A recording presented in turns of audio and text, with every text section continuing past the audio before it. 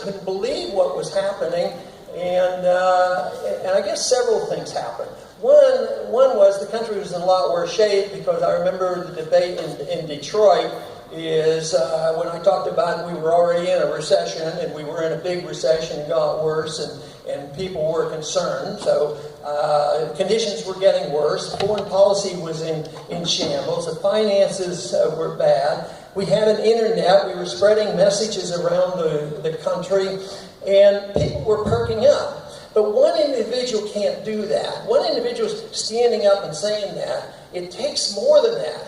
The discovery for me was the greatest thing, that all of a sudden I'd go to a college campus and the crowds kept getting larger and larger, but they started not just responding to my suggestions, but shouting out their suggestion. When I went to the University of Michigan and I got into talking a little bit about monetary policy, and I was easing my way in, because that was a liberal school, you know, up there, and all of a sudden they started shouting, "End the Fed! End the Fed!"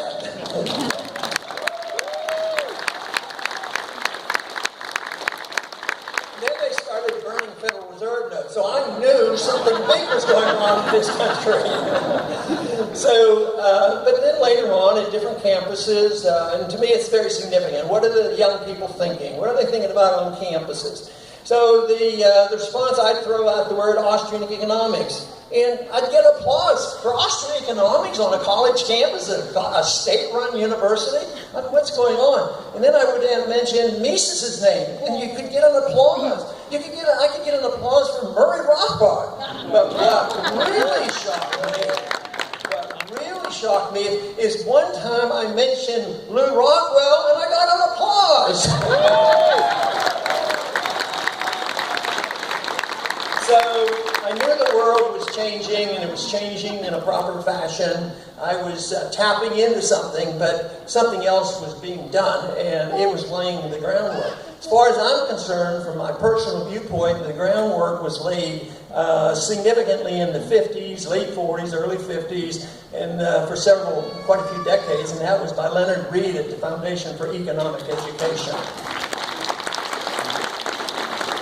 I got to know Leonard Read, had a lot of admiration for him, and also his techniques of teaching. So it was through that organization that I met both Hans Sentholz, one of the students of Mises, and also having heard Mises lecture. So that was very, very significant organization. But the groundwork was being laid. But that was even well before we had the Mises Institute. The Mises Institute started in the early 80s. Now that's 35 years ago. And it is significant. That is the difference, because you have to change people's minds in order to change the government. Now, some people get very discouraged because they get involved in politics and say, oh, one voice doesn't mean anything, you can't change anything, and there's too many reasons it's a negative. But the truth is that you don't have to worry about the 51%. The 51%, a general opinion and endorsement is important. But the important thing is, what do the thought leaders of the country believe? That is 8 or 10% of the people who are in the universities teaching economics and teaching history. What do they think? What are the individuals thinking who write in newspapers and writing articles, or now on the internet, or do the movies? And there's been a prevailing attitude for nearly 100 years, or at least 100 years, that the attitude has been anti-liberty. Consistently anti-liberty, especially since the turn of the last century, when you had Woodrow Wilson. You know, we had a bad year in 1913. You know, when you think about the introduction of the Federal Reserve and the income tax, that was a bad year for us. So, but also it was that period of time when our foreign policy was changing dramatically from more of a independent nature to one of seeking a empire and going around the world, which has gotten much worse. But the attitude is still supported. The prevailing attitude is still predominantly anti-liberty when you go to the universities. But it's changing. It's subtly changing. And if you get the right people in the right places, then the majority will go along. You have to get a majority consensus to say that, you know, it's in my best interest to support the people who talk about liberty. Right now, the consensus still is supporting the people who are going to get me more stuff. Well, we're winning that argument because they can't say that anymore. They've run out of stuff to pass out. Amen. It's not stuff for poor people. It's not the food stamps for the poor people because they've been victimized by the system. And we certainly recognize that in the last crisis that we had. The crisis came, which was predictable by Austrian economists. Just this past week, I was on a CNBC show, and they said nobody predicted the crisis coming. And I said, well, you just didn't read the Austrian economists. All the Austrian economists knew it was coming. So with the crisis that is coming, what happened when it hit? They went to work, appropriation money, and then what else? The real evil, the real money, came out of the Federal Reserve to the tune of $15 or $16 trillion, and it didn't help the poor people. It didn't help the people keep their mortgages, and the poor people lost their jobs, and now we have more structural unemployment now today than ever before. So the welfare is really for the wealthy, and but the principle is endorsed by the poor. The principle endorsed the idea that the government's responsibility is to take care of us and make us safe and secure. So they give the principle to the government, and then the people who really want to be taken care of get behind the control of these principles, and they take care of themselves, and that's why you have the bankers writing the banking regulations, you have the drug companies writing the drug regulations, you have the insurance company writing the medical regulations, and and capitalizing on this. At the same time, our medical care goes down and the costs go up. And this is the reason that it's the principle that counts. But you have to convince people that it's in their interest. I'm convinced people vote from their bellies. They don't vote from their heart and their brain. They vote from their bellies because they vote for what they think is in their best economic interest. And so far, they've been getting away with it. We've been very wealthy. We have the reserve currency of the world. We keep printing money. People will loan us money forever. And it seems like everybody's being helped.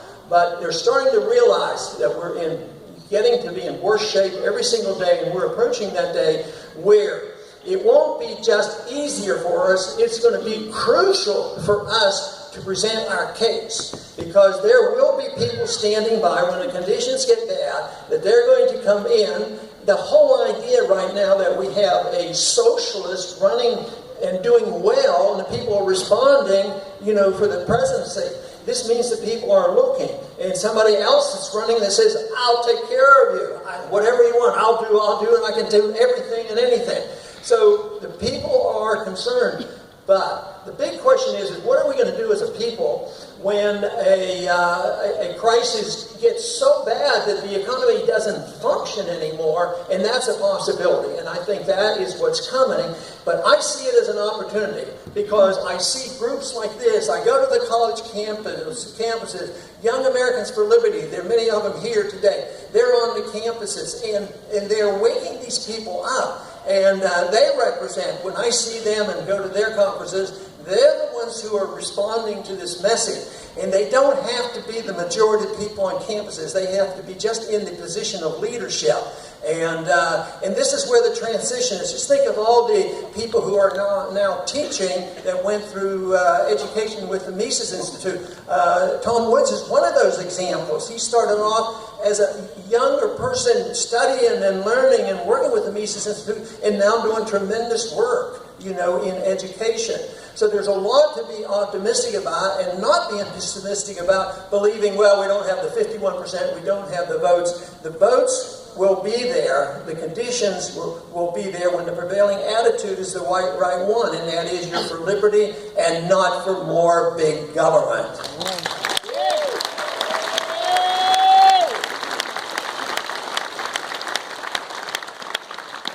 And also, we have talked a lot in past in our campaigns about a revolution. I truly believe a revolution is going on. It's a revolution of ideas, new ideas that are being refined. We don't have to go back to Adam Smith to pick up on the free enterprise system. There's a much better understanding of the 20th century on economic policy and monetary policy, a better understanding what true non-interventionist in foreign affairs is all about. So there's a much better understanding than ever before. So there's reason to believe that we can win this. But if we're lackadaisical and apathetic and we don't keep working to change people's mind, yes, it's going to get really rough. It'll be rough anyway. Because if you did the right things economically, say in 2008 and 2009, what should have been done is the liquidation of all the mistakes and all the bad debt, all the malinvestment, just let it go. Let the bankruptcies flow, and probably in a year we would have gotten over it.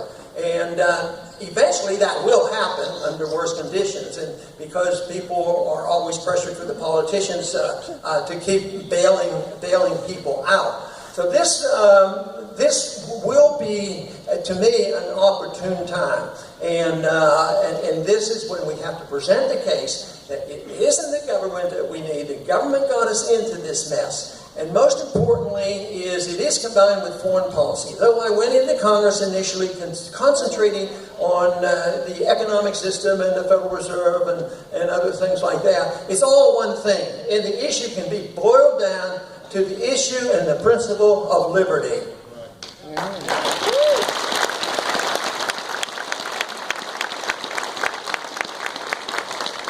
Yesterday, there were some anniversaries going on yesterday. I guess everybody celebrated the 80th anniversary of Social Security. All I can say is it was born when I was born, but Social Security owes a lot of money and I'm out of debt, so I feel better about that. Yesterday, also, there was an announcement that after 54 years of us antagonizing and fighting with the Cubans, we actually opened up an embassy, and we should cheer that.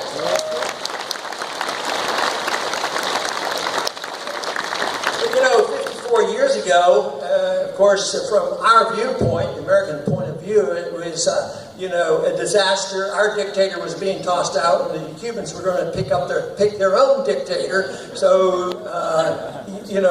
that was really the issue that was thrown out, the dictator we had in power for so long. So now there's a good chance that we can move in the right direction there.